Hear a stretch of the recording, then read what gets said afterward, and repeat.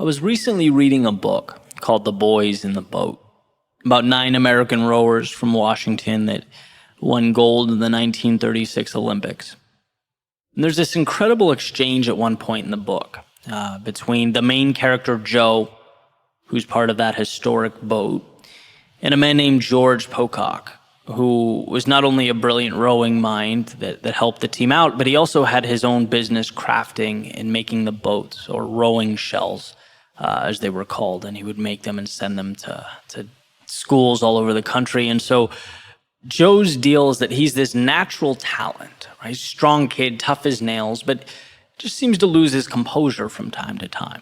Right? When he's in the boat, there are these moments of jaw-dropping excellence, unprecedented speed across the water, and then there are moments when he loses his focus, and the boat sort of follows suit, right? They're inconsistent.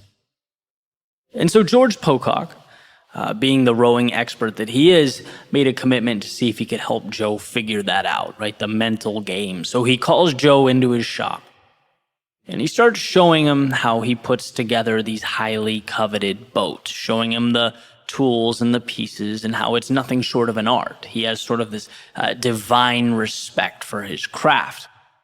And at one point, he pulls out a cedar plank that he'll be using to make one of the boats, and he points to the growth rings in the wood, mentioning that they tell the story of the tree's 2,000-year life. And so here's a quick quote from the exchange. He says, "Their thickness and thinness spoke of hard years of bitter struggle, intermittent with rich years of sudden growth. The different colors spoke of various soils and minerals that the tree's roots had encountered, some harsh and stunting, some rich and nourishing. Flaws and irregularities told how the tree endured fires and lightning strikes, windstorms and infestations, and yet continued to grow." Almost as if there was something sacred about it. The wood taught us about survival, about overcoming difficulty, about prevailing over adversity, but it also taught us something about the underlying reason for surviving in the first place. Something about infinite beauty, underlying grace, about things larger and greater than ourselves, about the reasons we are all here. I paused after reading that and thought for a minute or two, what is it about those rowers crossing the finish line after giving everything they have that touches us so deeply? What is it about a cedar tree standing the test of time, those 2,000 years of adversity, only to triumphantly pierce the sky when all is said and done? It moves us because it tells us what we already know, yet forget. In our hearts believe, but often fail to see. That we are greater than the sum of our parts. Ernest Becker, when he was touching on the aspect of the human predicament, he famously noted that we are simultaneously worms and gods, earthly and divine.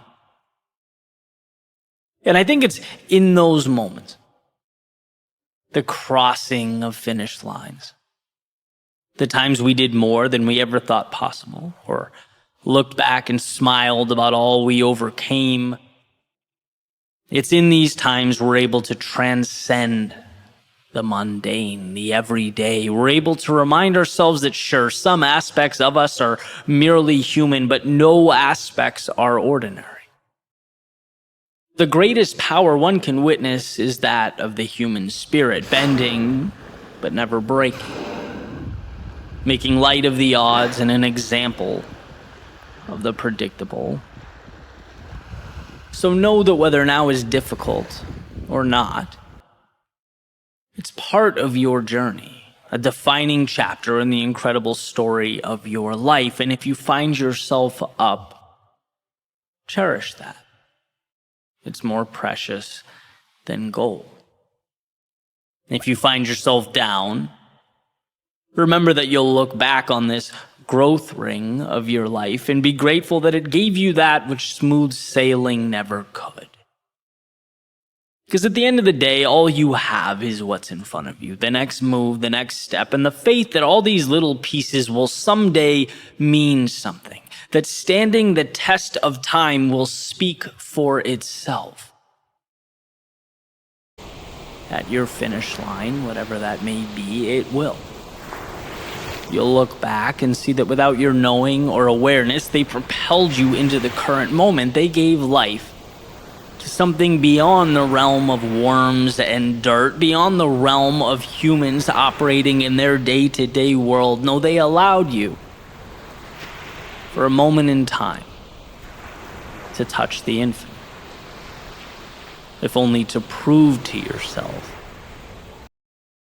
that you could.